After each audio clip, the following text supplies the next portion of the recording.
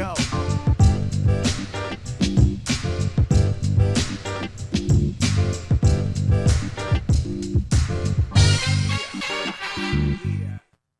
Burner. Burner is the nothing personal word of the day. It is Wednesday, April 5th, 2023, and the word is burner, as in burner phone, as in burnt bread, as in no bread. Happy Passover to those who celebrate. To those who aren't Jewish, here's what it means. We are commemorating the Jews' exodus out of Egypt, and he can't eat bread because he didn't have time for the bread, the yeast to rise, so you have to eat matzah, which can be tough on the tummy. You can make matzah brie, you can make matzah sandwiches, matzah with butter, matzah with cream cheese, and all of it is to say you spend time with your family reading the story of Passover, and then you spend the time looking at your family and saying, Dayenu, which means it's enough. It would be enough. I think about that in sports all the time, actually. I spend a lot of time looking out in the field saying, Dayenu, we don't need a double there. We got a single. It's enough. But I'm going to look at it from a little negative standpoint. It's supposed to be like a positive, like all these great things happened. Dayenu, it's enough. It's great. How about some bad things that are just piling up? When you run a sport, when you run a team, when you run a business, it's a pretty simple rule. You want to keep revenues greater than expenses. So start with that as the general number one rule. Then you try to figure out in a sort of granular way what makes revenues happen. People engaging with your product and then people buying your product. That's a revenue. What makes expenses happen? The people who get your product ready to be engaged in by other people, the money it takes to get that product ready. Revenues, expenses. That's number one. Number two, when you're trying to build your business, you want to have as little negative PR as possible. And in that way, I was an abject failure. Negative PR in sports is something that just seems to happen.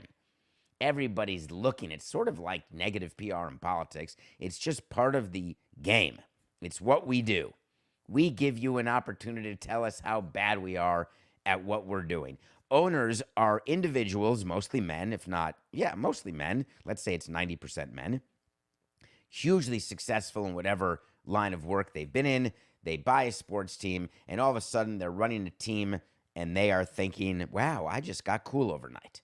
Something just happened that now I'm famous. Something just happened that I can say whatever I want, and it happens. Nobody says no to me. I can do anything. Give me a picture of that cheerleader. Coming up, sir. Trade for that player right now. Happy to do it. Burner phones are something that I learned about. I really didn't know about burner phones, actually, until I got into baseball. And I saw that there were players with multiple phones, and I saw there were executives with multiple phones. And I said, excuse me, why do you need multiple phones? Because part of what we did is provided cell phones for certain employees. That was a big thing back then, where you gave cell phones to certain employees, and then others had a monthly expense amount that they could use. Those were the days, right?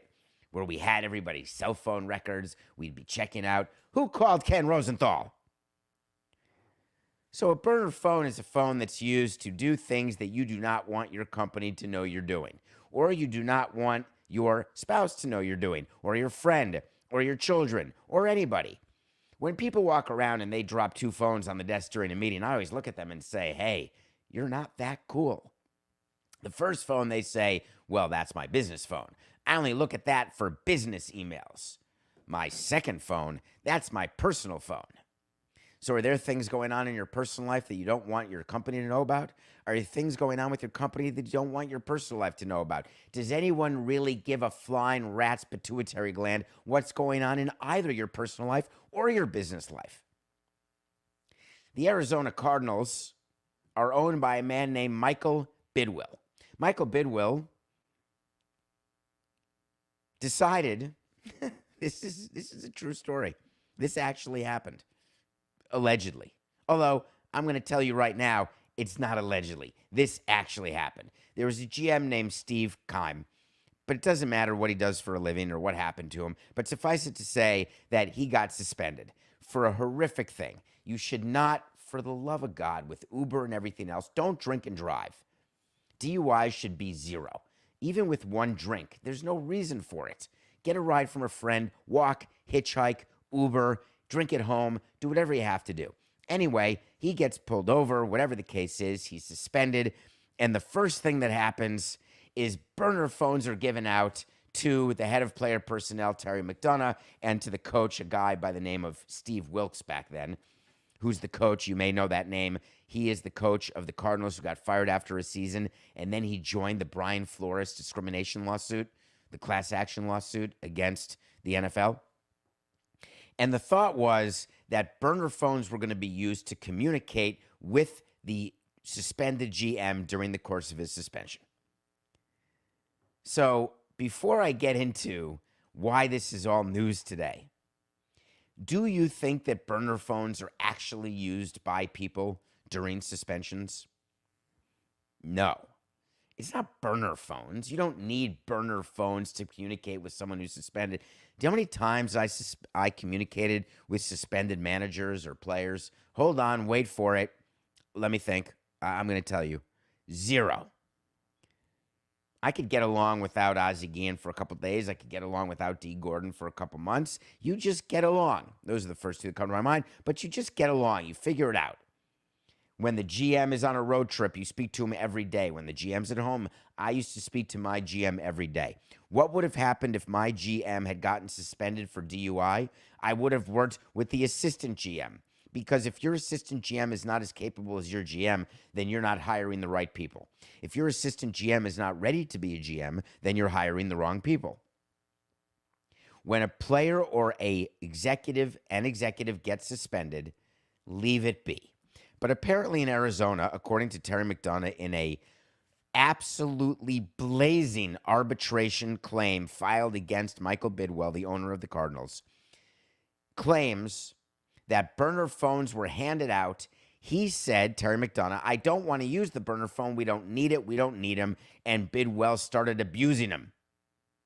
Started saying, you must use it. You must be in touch. You must help me break NFL rules. And Terry said, I don't want to break the rules. I don't need to break the rules. We've got this covered. Why does any of this matter? Because Roger Goodell is now dealing with a fight where the result of that fight, if proven correct by Terry McDonough, will lead to the ouster of Michael Bidwill as owner of the Arizona Cardinals. If any part of what Terry McDonough is alleging in his claim turns out to be true, Michael Bidwill will go the way of Robert Sarver. The claims in the arbitration are about abuse, verbal abuse, about violation of rules, cheating, which is what it is with the burner phone. And apparently McDonough has all sorts of audio recordings and all sorts of potentially legally gotten recordings of things that took place between Bidwill and the rest of the front office. He's claiming that Bidwill violated the rights of pregnant women, violated the rights of minorities, violated the rights of Terry McDonough himself. This claim, this lawsuit, I'm going to call it a lawsuit and arbitration claim. Those are synonyms for purposes of this conversation. Gets to the desk of the NFL because you get heard in front of an arbitrator who's Roger Goodell. That is how it works when you are an upper-level employee in the NFL or in MLB and you've got a lawsuit. You actually have to prove that you deserve to be heard in court because the general view and in your contract it states that any claim against your boss or your owner deriving from actions taken during the course of your job will be heard by an arbitrator named Roger Goodell or named Rob Manfred. There can be independent arbitrators. You can put it into state or federal court. No reason to get technical about it except to say Roger Goodell has something on his desk and he's got to figure out what to do. When the Cardinals get served with this, do you know what they do? They decide, how are we going to respond to this? The Cardinals ended up, which is incredible, hiring a guy named Jim McCarthy. Jim McCarthy makes a living as an external PR advisor. He is someone who's one of those crisis communications people, I assume. Someone who gets hired when you've got a real problem. Oh my God, what do? We got to say something. What should we say? Here's an idea. Say nothing. No matter what someone alleges about you, say nothing. Anything you say can and will be held against you in a court of law. Pretend you've gotten the Miranda rights. It turns out that Jim McCarthy, at the insistence of Bidwill, because if Jim McCarthy did what he did without being told to do it, that's malpractice. He released what took me 7 minutes to read of a statement. We're showing it to you live on YouTube. Nothing Personal with David Samson is the channel. You can find it in The Athletic. You can find it. There's links to it everywhere.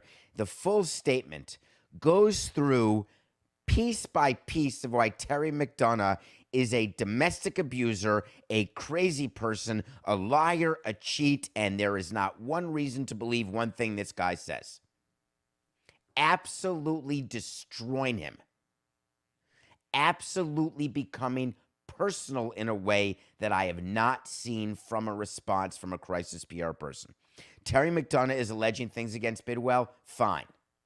That does not mean that the NFL should support the owner or the NFL should allow the owner to release a statement like what Bidwill released. How relevant is it when you are calling Terry McDonough crazy, talking about the problems he's had at home, the problems he's had in the office, all of the issues? It looks like the equivalent of Daniel Snyder telling the president, Bruce Allen, or other people in the Commanders, hey, I knew nothing. This was all you. But that's not even what the statement does. The statement actually implicates Terry while saying that Bidwill did nothing. And if what Bidwill is saying actually happened, Bidwill is the single worst owner in the history of sports. Do you know what I would do if I had an employee doing the things that Terry McDonough is alleged to have done in that crisis PR response? Shit can him. They said they just changed his position. They lowered his salary. They put notes in his file. I've run a team. That's not what you do with someone who's done what Terry appears to have done, according to Bidwill's PR people, which really means, by the transitive property of PR, that's what Bidwill told McCarthy to say. This ends in a very, very bad way. Let's start with this. When you have an employee, if you want to apply this to your own world, if you are an employee or you have an employee, and the following thing is happening, you realize that you are doing things in the office that are not appreciated by your boss, and the boss has told you about those things, start looking for another job. They're papering the file to get rid of you. If you are a boss and you have a reason to get rid of someone and you're worried about a lawsuit, but you've done nothing wrong, get rid of them because the lawsuit won't win. If you are the owner of a team who has an employee who's got the goods on you because you've been doing things that are inappropriate, wrong, racist, misogynist, and in every other way, not conduct becoming an owner of a team, you got yourself a problem. Either pay off the employee to go away, give him 3x his salary and contract, and say, let's go a different direction, and have them sign a piece of document which says, by the way, please don't say anything. Oh, God, am I talking about hush money? Hush money? Has that come up in the news recently? I wonder if paying hush money is a reason to get indicted. And I'm not telling you where I am politically. No, generally it's not. Hush money is actually something that's a little different. That's what companies do every time you sign a separation agreement. Guess what that is? Raise your hand if you know. Anybody? It's called hush money payments. When you get let go, your HR department will say to you, here's the separation agreement. We'll give you 6 months severance or 3 months severance. Just sign here. Here's a little hint what you're signing. You're signing a document that says you can never say one thing bad about anybody or they can come after you. And believe me, they'll come after you with all the might of all the lawyers and PR people in the world that are going to do it. Where does this end? This ends with Roger Goodell deciding that he's got to hear this case. This ends with Terry McDonough never getting a job in sports again because he went scorched earth. This ends with Michael Bidwill very likely being forced to go the way of Sarver, because if any part of what McDonough is alleging is true, forget the fines that are going to happen. Forget the taking away of draft picks. They're going to happen. If it's true what he's done to minorities and to women, and they're found out to be true through evidentiary. Have you ever said a word that doesn't sound right, but you think it is right? Through the process where evidence is brought forward and it is clear and convincing proof of this behavior, see you later, Mikey. I mean, of course, you're going to get a couple bill for your team, but you're done. We'll be following this story. Here's my phone. No burner. Business. Pleasure. It's all right here.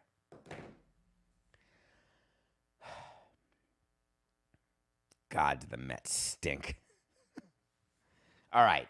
Matt, Scott, and the other millions of Met fans out there, I just have a little message here for Steve Cohen, just a little tiny message. This just occurred to me. It's not part of the rundown, but I just wanted to give you all a little message. There's a lot of tension. You've been outscored 19-0 in the last 2 games. You got all excited by beating the Marlins 3 out of 4 games. Max Scherzer gave up back-to-back home runs last night. Panic abounds. The bullpen stinks. There's 9 pitchers on the injured list. No one can hit.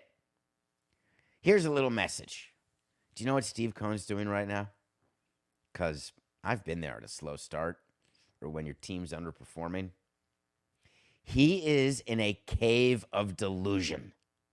He's not going to add to the team right now. He's not going to make changes to the team right now. He's going to take whatever Billy Epler says. Hey, we should move this guy up, this guy down, this guy around. And he'll let Billy Epler make a few roster moves, no problem. But Steve Cohen is saying to himself, for the love of God, how much more money do I have to spend in order to get a winning team here? Because I'm going to keep going. And maybe Carlos Correa would have made the difference. Look at the Twins. They're 4-1. Steve Cohen, like other new owners, is not willing to acknowledge the fact that 6 games in, you should be saying nothing about your team. All of the conclusions that are being drawn right now, it's absurd. Here's the equivalent, just so we can give it. Do you know how every football game is 10 baseball games? So this would be going through an offseason, putting your NFL team together, and at halftime of the opening game of the season, because that's where we are, about 5 or 6 games in, which is about halfway through the first game of NFL season, halftime, the owner walks in. Hi, my name is John Cocktoast, and I'm the owner of the team. You're all fired. It's absurd. Literally ridiculous. So everyone keep calm. There is one thing that I'm less calm about right now. I can't believe I'm saying this, but I may be convinced after only a week, and I'm the one who said it has to be months and years of studying this, but I'm watching games, and do you know that the Twins lost their first game to the Marlins in an hour and 57 minutes yesterday? It was a 3-hit shutout, a gem tossed by the reigning Cy Young Award winner, Sandy Alcantara. An hour 57. I was so jealous. Never had an hour and 57-minute game. A win, no less. Yeah, we lost a couple of 220s when it was Maddox and Smoltz and Glavine shoving it, or when we were losing every game to the Mets. But that type of game, that type of pace of action, I don't know if you're watching the people who are starting to take victory laps, but just pay close attention to the politics behind these changes. There are early reasons to believe that the changes made to baseball are going to be helpful. There are reasons to believe that what happened to Manny Machado last night, where he struck out on a pitch clock violation, which is a really batting clock violation, there are reasons to believe that these things will just become part of the fabric, that Carlos Carrasco will get in better shape and will not worry about the pitch clock going forward, that incidences of violations will go down, that game times will continue to go down from where they are, from where they were at the end of last year. There are reasons to believe that all sorts of great things are happening. Take a look around the commissioner's office about the politics of the commissioner's office. They've got Theo out there doing interviews, going on podcasts, going on shows, doing articles, doing interviews. Why do you think that is? Do you think he gets to do that without asking permission of the commissioner or of Pat Courtney, the head of PR? just spitballing here, whether or not you're aware of how that works. No one from the commissioner's office says one thing publicly without Pat Courtney and the rest of the PR people saying it's okay. No one makes an appearance. No one gives a quote in an article. Nothing. That is not pre-approved. And Pat's not going to approve it without speaking to Rob. Rob is getting a victory lap right now because there are articles being written, including The Athletic. Molly Knight wrote a great article about, could this be, it may not have been Molly Knight. It may have been, just read The Athletic. I apologize if it's not Molly. We're live. It could have been Britt. I'm not positive. Anyway, an article about Rob Manfred and the job he's doing and how this could be his great moment. Theo's out there talking about what he did, but giving credit to the commissioner, saying if there are going to be tweaks to these rules, we'll look at the pitch clock, we'll look at the shift, we'll look at the size of bases, we'll look at all these things, but we're going to have to talk to the commissioner. All of these things make me smile because the commissioner, his job is to keep owners aligned, to figure out when his extension is going to come, just like Roger Goodell's extension, figure out the fact that he's going to get paid more money for another term, and start figuring out who's next. You may think that that's a little thing that really doesn't actually happen. The politics of who's going to be the next commissioner, we're going to have about 20 topics about this during the course of the next 5 years, 8 years, no doubt about it. But it is very telling to me who's speaking about what, when, and where.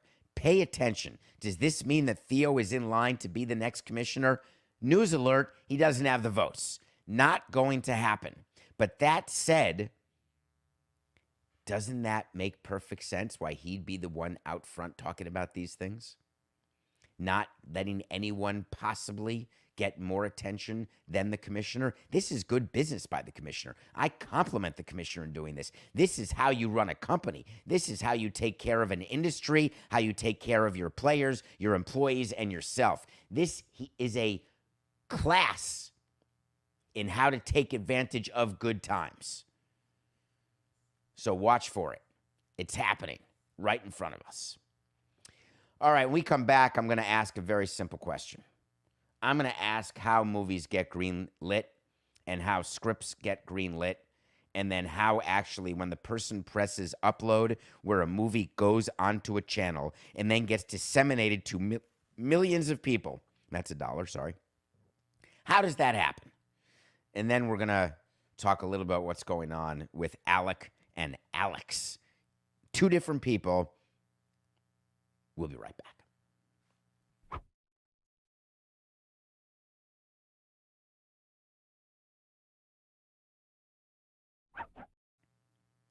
Hi, it's David Samson. Welcome back. Matthew Koch and I are here every day. Tune in tomorrow. Tomorrow we are going to choose a winner. You have to be in the chat. For those of you on the West Coast, I'm sorry, you got to wake up early. Set your alarms. Live, 8 a.m. Get into I think there's a private chat that goes on where part of watching the show live, you can be chatting back and forth with Coca or with yourselves. There will be a question asked within the chat, and the first correct answer is going to get a piece of memorabilia. We are celebrating, I'm not sure why, although I'm appreciative, 12,000 subscribers. I think we're ahead of that now. The show is growing because of you. You're listening, you're watching. Keep doing that. It is much appreciated by us. So, when Adam Sandler signs a deal to make movies for Netflix, is there anything written where the movies have to be decent? Or is it just all about volume? Like, let's sign these talents to contracts and let's pump out as many movies as possible, and then people are just going to watch them. Guilty. I watched Murder Mystery 2 the other day. I think I reviewed Murder Mystery 1, but they called it just Murder Mystery at the time, with Jennifer Aniston and Adam Sandler. And I believe I may have reviewed it as putting the M in mediocre. But of course I'm going to watch Murder Mystery 2 because I'm committed to watching everything that Adam Sandler does. That, he's earned that from me. And so I started thinking while watching this absolute ridiculous movie that had not one redeeming quality. Not one. The script, the cast, fun to look at, but not fun to watch act. The storyline, it was bad, worse, worser, badder. Not like George Thorogood type of bad to be good or bad to the bone. I'm talking unwatchable, drivel. Skip Murder Mystery 2. But why is it that these movies, does someone watch that and say, we got this? We got it. People are going to love it. And then they get the numbers back, and then they get confirmation bias. Like, look at all this. It's the number 2 stream movie in Netflix history. This was great. Great work, everybody. What about the intelligence of other scripts, the intelligence of well-made movies? Why are we going to the lowest common denominator of Drek? I just don't know the answer to that. And I wonder whether the people in charge are so delusional that they look solely at the numbers and they say, wow, we're doing great work. Let's keep it up. Murder Mystery 2 is an absolute waste of my time, and I will not stop watching Adam Sandler movies because he deserves it, but I will not let you waste your time. Murder Mystery 2, hard pass. All right, let's give you some updates on 2 stories that we had talked about. Do you remember when Max Fried started the season, first start for Atlanta, and he grabbed his hamstring? There's a show that we did. My guess is it was the day after opening day, which would make it the March 31st show, if you want to go back. And I talked to you about when hamstrings get hurt and how players get put on the IL. Well, guess what? Max Fried was put on the IL by the Braves. I believe, Coco, was that an official wait to see, or was it just something that I told you was going to happen during the course of the next few days? Either way, it was a tweet. Thank you. It's very confusing between wait to sees and tweets. I was going to say wait to tweets and Insta posts, and now there's these little things you can do only to your followers on Instagram. And it's not a subscription, but if you're at David P. Samson, follow me on Instagram, and you can do little messages, like 60-character messages, like, hi, today's Wednesday. Who gives a crap? No, but I can come up with some good messages, like, oh, my God, my tummy hurts. Or, wait a minute, I'm in Iowa. Like, there's all sorts of different messages you could come up with. I may do that. But Max Fried was put in the IL, as I told you. Hamstrings are no joke. He's going to be out several weeks at a minimum because it's got to be perfect. The other update that happened, I want to give a shout out to Caitlin Clark. I want to give a shout out to Angel Reese, the LSU and Iowa player. We talked about this the day after the women's championship, so that could have been on Monday's show. I'm not positive. And what we talked about is the back and forth they had and the fact that it became really a race issue. We did an entire segment on that. Then we talked about how Jill Biden, the first lady, invited or wanted to invite Iowa to the White House. And I told you in a recent show, that's preposterous. It's never going to happen. They did walk it back. And here's how that went. The communications person for Joe Biden strolled over. It was like an episode of West Wing. Strolled over to the communications person for Jill Biden and said, listen, I appreciate that she went to the game. Joe really does love Jill. You know, separate bedrooms notwithstanding. I mean, just kidding. I don't even know if that's true, but it wouldn't be out of the question. But do me a favor.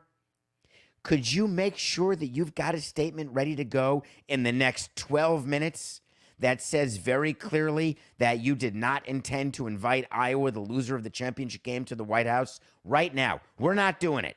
It's not coming from Joe. It's not coming from the president's comms team. It's coming from you and your comms team. Let's go right now. They walked it back so fast that your head would spin, as they should have. Got a little ahead of herself. Speaking of the Braves, God, I did that in the wrong order, Coca. It was supposed to be Biden walks back the Iowa plan, then talk about Fried be put on the IL, so then I could say that we had the Braves in the nothing personal pick of the day and they won. I can't believe I screwed that up. All right. I don't even want to redo it. But if you want to do you want to do one of those wipes again that we do during commercials on the YouTube live show that's so awesome, where you just wipe it, ready, and wipe it. Did you wipe it? I can't even tell.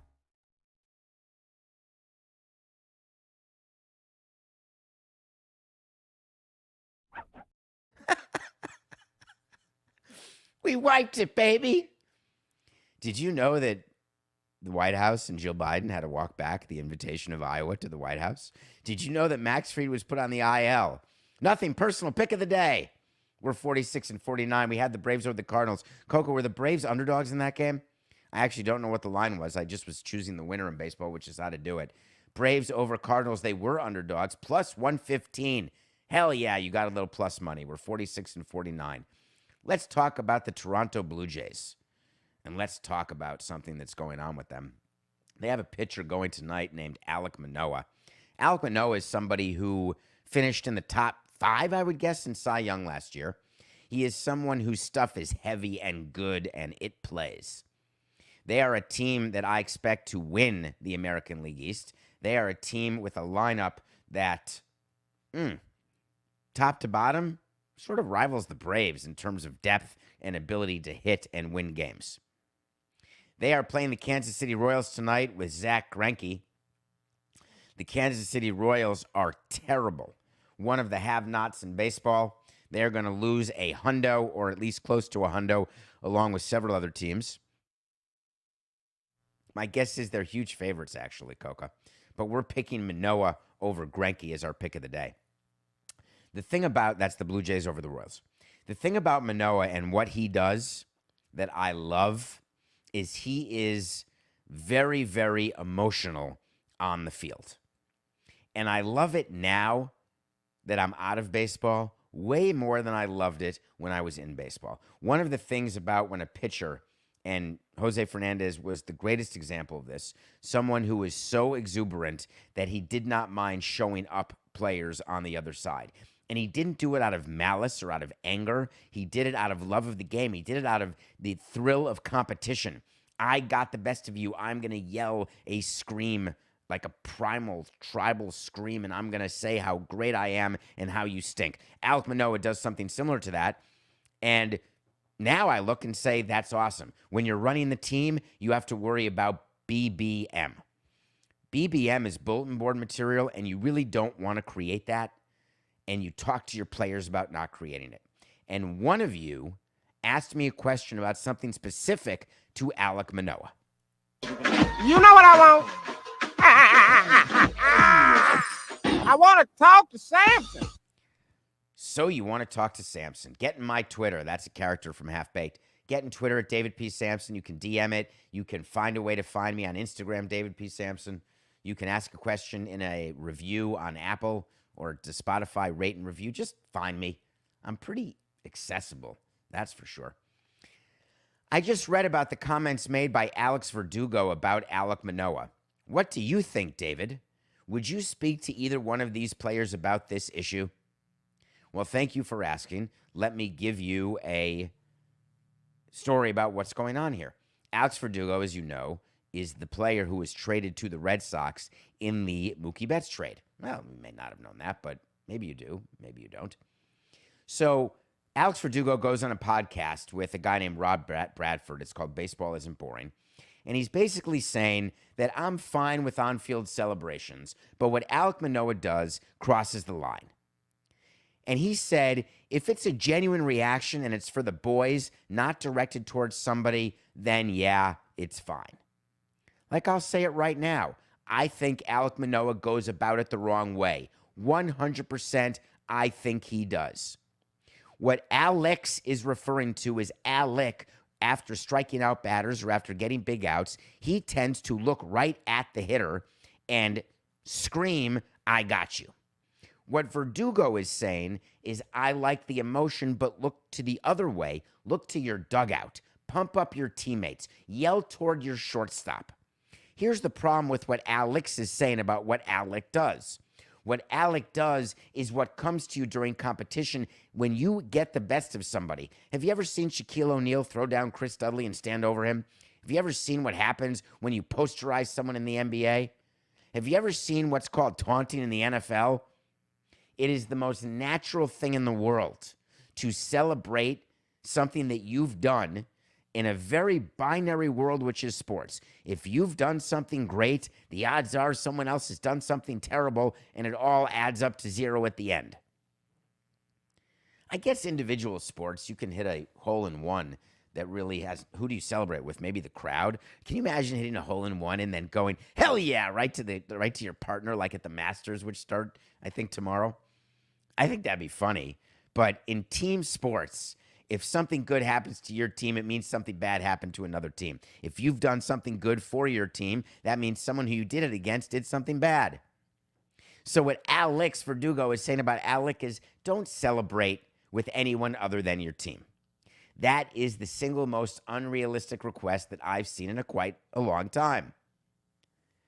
If this were happening on my team, and it did happen on my team, would I say something to the player? No. I never said one word to Jose other than don't get thrown out of a game. That's it. If you pump yourself up by showing up the other team, then you got to be ready that one of your teammates is going to get hit in the head. And if your teammate gets hit in the head, then you're going to have to explain why it's your fault.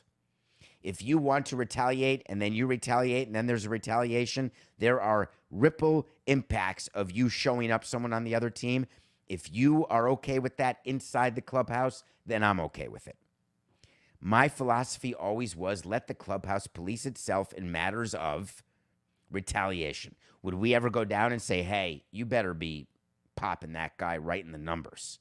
That's where we would call. We would call for the numbers or the tushy. We would never call for someone's head. That was reserved for LaRussa. We would not do that. But many times, you leave it to the clubhouse to figure it out on their own. If Alex teammates in Toronto had an issue with what he was doing, then they would deal with him. It is not up to Alex of the Red Sox to say a word. And as a sport, I don't mind when players from other teams are chirping at each other. I don't necessarily think it's a positive, but I also don't think it's a negative. I just sort of think it's there. I don't think it creates a Red Sox-Blue Jays rivalry. I don't think it all of a sudden makes more people watch the game or go to the game. Oh, my God, I wonder what Alex is going to do to Alec. I don't think people act that way, so I'm more tempted to let it be. So would I speak to either one of these players? No, I really wouldn't. There are players I would speak to at certain times. Can we talk about the Dallas Mavericks and what an absolute disaster they are? Word came out yesterday or the day before that the Mavericks are considering not playing Luka or Kyrie in their last couple games. If they're not. First of all, Coco, what are the standings currently? I believe the Mavericks are in 11th place, where they are very likely a game back of OKC or some other team to even make the play-in. Do I think there's a chance that the Mavericks miss the playoffs? Yes, I do. It would be one of the great upsets. It's like the Angels missing the playoffs because they've got two players who are considered two of the top players in the NBA. I consider that any team with Kyrie Irving is a team that's made worse by his existence on the team. Once the Mavericks do not make the playoffs, we've got about 4 wait-to-sees about Kyrie's trade to Dallas, and all of them are coming true about how bad that would be for Dallas. And now word has come out. Coca's putting something on the screen that I cannot see. I'm going to put my glasses on just to let you know that something... That's why watching live really does. It's awesome. They're a game and a half behind the Thunder. Everyone got that? Coke, I'm old. I'm blind. Help me. I'm looking at 1.5ers. I am not going to 1.75. I don't care if I have to squint and I have to rub my eyes because they're tired. 1.5. That's it. So, Mark Cuban trades a ton of capital to get Kyrie Irving. I tell you that that's going to hurt the team, not help it. It ends up hurting the team. Now you've got people in the media saying, is it Kyrie or is it Luka? I'm not sure I understand that. When you know that you're bringing in a player who's had a hard time everywhere he's been where LeBron wasn't a teammate, and then it happens again, and you say to yourself, wait a minute, it must be my guy Luka and not the one we brought into the mix. When you make a deadline trade like the Mavericks did, you are taking a chance. And the only thing worse than taking a chance and having it fail is taking a chance, having it fail, and then doubling down that the failure was temporary and that it's going to turn around to become a success because your ego says you don't want to acknowledge that you had a failure. Words coming out that the Mavericks are going to extend and sign Kyrie Irving. I have a way to see that Luka Doncic is going to win a title before Trae Young. and that may be from a couple years ago. I'll never forget saying it. I am DBR, despondent beyond repair, because if the Mavericks sign Kyrie Irving, it means that the only way Luka is going to win a title before Trey is if the Mavericks trade Luka. Why double down on a mistake? Ego is such an amazing thing in sports. They're doubling down. Do you not see what went to hell here? Now, Luka's saying the right thing. Luka's saying, I'm not sitting out if we have a chance to make the playoffs. Damian Lillard said the same thing. I'm not going to sit out if we have a chance to make the playoffs. Once we don't have a chance to make the playoffs, I'm okay to be shut down. Do you not, anything clicking in your brain right now about our conversations about the NBA regular season, about load management, about getting rid of the regular season, about if players don't care about the regular season, why should we care about the regular season? It is absolutely absurd. Can you imagine if baseball players, once their team was eliminated, said, you know what, we're shutting it down? Half the players would only play half the year, even with the expanded playoffs. Who exactly would line up for the Tigers or the Royals? I'm just asking. Who's going to play for the Nationals? I'm going to shut it down. Can you imagine signing a veteran to play for a bad team and the veteran just says, I'm good. We're good. The young players will keep playing because they want to get paid. It's like young players for teams that stink. They want to keep going because they want to get the stats up, maybe get a mid-level exemption, maybe get a great free agent deal where they're overpaid because of the salary cap. All those things are possible. But when you sign someone who's supposed to be the best player on your team or amongst the captains or one of the best players, you play it out. Take it seriously. The game matters. How about the integrity of the game? Adam Silver's got to do something. He just did the new CBA where he thinks he took care of load management through that minimum required games to win a postseason award. It's a bunch of horse hockey. I want to see Adam Silver and the union agree that players who decide to be shut down are suspended. And owners stand up and say, you know what? I'd rather have them suspended. The players won't because the players don't get paid. Owners say we want to shut down our guys. We don't want them to get hurt. You think that that's what's saving Luka? Having to miss 3 games or 5 games at the end of a season? Or all of a sudden Lillard's going to come back and be better and better rested to start next year for the Trailblazers? It's completely ridiculous. The problem with the Mavericks is that they stink. And they stink because they brought in Kyrie, who's done nothing but hurt them.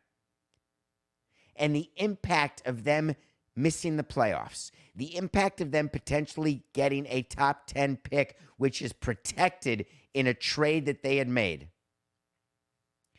There are reasons now for front offices to do even worse than tanking. Tanking to me is when you do not have a good quality of your product going into a season. Way different than what's going on when you shut it down at the end of a season.